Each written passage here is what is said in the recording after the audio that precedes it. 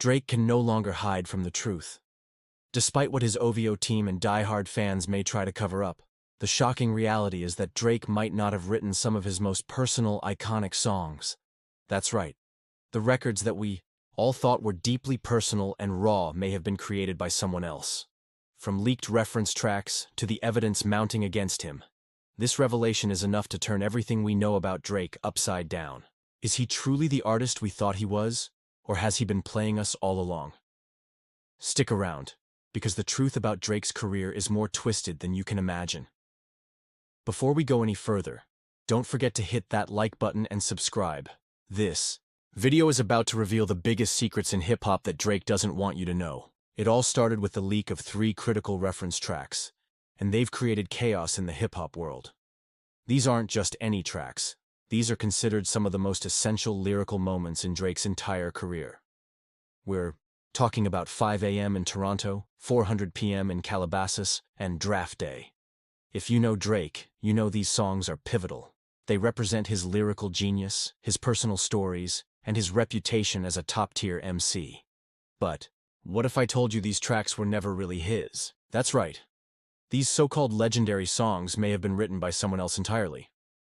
So, how did these tracks come to light? The answer lies in the rapper Moolah, also known as Chapo, who is now at the center of this controversy. You might be thinking, who is Moolah and why does it matter? Well, Moolah isn't just a nobody trying to get clout. He's been in the game for years, and his involvement changes everything. When these reference tracks started circulating, fans and critics alike were quick to dismiss them. Some even joked that this was some kind of ploy to drag Drake down. But the truth is, the evidence against him is too strong to ignore now. Now let's dig deeper into Moolah's history. Moolah isn't some random rapper coming out of nowhere to make a name for himself. In fact, his credentials in the industry are impeccable. He was signed to none other than Harvey Mason Jr., the head of the Recording Academy. If you know anything about the industry, you'll realize how big of a deal that is. Moolah worked with some of the biggest artists in the game, people who have established careers and can't afford to mess with their reputations. And let's talk about Moolah's credibility for a second. He's not just another rapper trying to make headlines. This guy is a professional writer who's worked with some of the biggest names in the industry. He's not someone who would throw his career away for a little bit of clout. His connections are real, and his reputation in the music industry speaks for itself. So when people started questioning the authenticity of these reference tracks, they were brushing off a career built on years of experience and credibility. This isn't the first time Drake has been caught up in allegations of ghostwriting.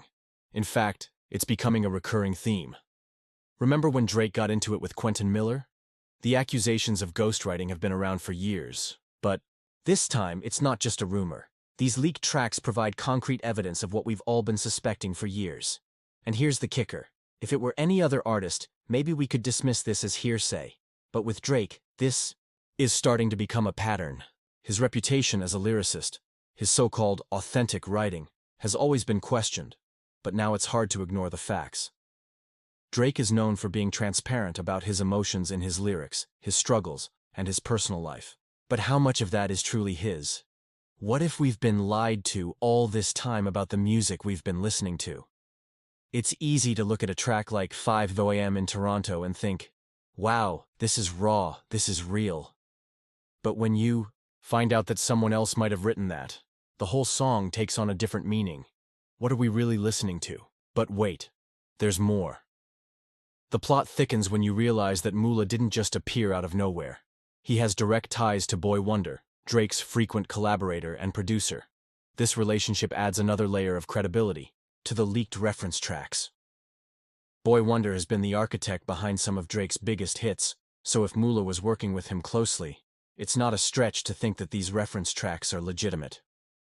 Moolah's history with Boy Wonder doesn't just come from casual studio sessions. At one point, Moolah and Boy Wonder were working on an entire collaborative album together. This connection makes the leaked tracks even more believable. If these tracks were from a random producer or someone outside of Drake's inner circle, we might question their authenticity. But when you see that Moolah was connected to someone so close to Drake, it's hard to dismiss these tracks as anything but real. Now, let's step back and take a look at the bigger picture.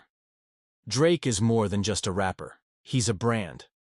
Over the years, He's built an empire that extends far beyond his music.